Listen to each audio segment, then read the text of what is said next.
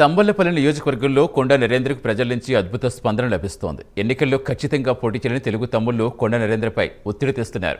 కొండ నరేంద్రతో టీడీపీ ముఖ్య నాయకులు సమావేశం కాగా వచ్చే ఎన్నికల్లో ఖచ్చితంగా బరిలో ఉండాలని ఒత్తిడి పెంచుతున్నారు.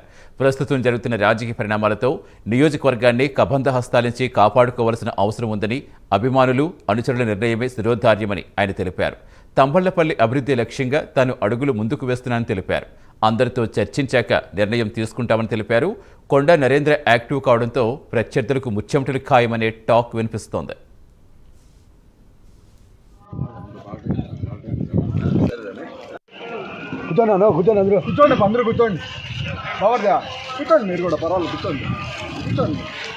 మీ అందరికీ ఈ గ్రామ సభకు వచ్చినందుకు చాలా సంతోషం. ప్రతి ఒక్కరికి నా నమస్కారాలు. నా పేరు కొండా నరేంద్ర, చాలామంది మీకు తెలుసు. ఇక్కడ ముఖ్య ఉద్దేశం ఇక్కడికి రావడం ఏమంటే, ఇప్పుడు ఒకటిన్నర నెలలో మనకు ఎలక్షన్స్ రాబోతూ ఉన్నాయి. ఈ ఎలక్షన్స్ టైంలో ఎంతోమంది నాయకులు రావడము, ఎన్నో స్లోగన్స్ ఇవ్వడము, ఎన్నో నినాదాలు ఇవ్వడము, రకరకాల గందరగోళ పరిస్థితులు. ఆ పరిస్థితుల్లో ముఖ్యంగా మన తంబళ్లపల్లి ఈ నియోజకవర్గం సంబంధించి పరిస్థితికి చాలా గందరగోళంగా ఉంది. అది ఎక్కడ గందరగోళం అయిపోయిందంటే, ముఖ్యంగా మన తెలుగుదేశం పార్టీకి సంబంధించి ఒక అభ్యర్థిని నిర్ణయించడంలో పొరపాటు జరిగింది అని నేను అనుకుంటా ఉన్నాను.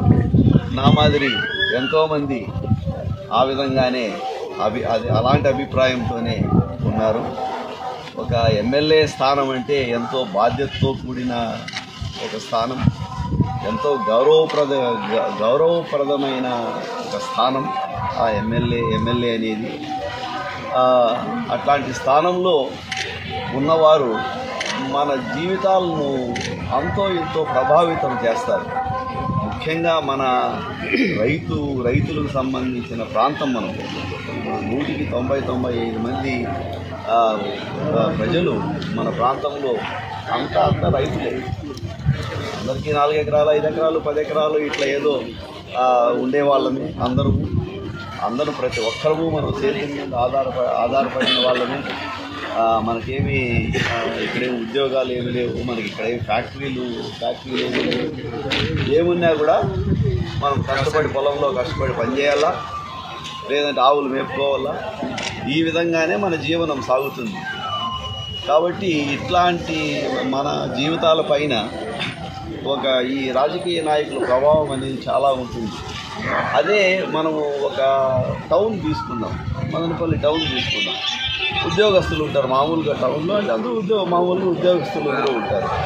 ఆ ఉద్యోగస్తులకి ఏమరా అంటే, ఆ రాజకీయ నాయకుడు వస్తే వస్తూ ఉంటాడు, పోతూ ఉంటాడు. వాళ్ళకేమి పెద్ద వాళ్ళ జీవితాలపై పెద్ద ప్రభావం ఏమి ఉండదు, వాళ్ళ జీవనం సాగిపోతుంది.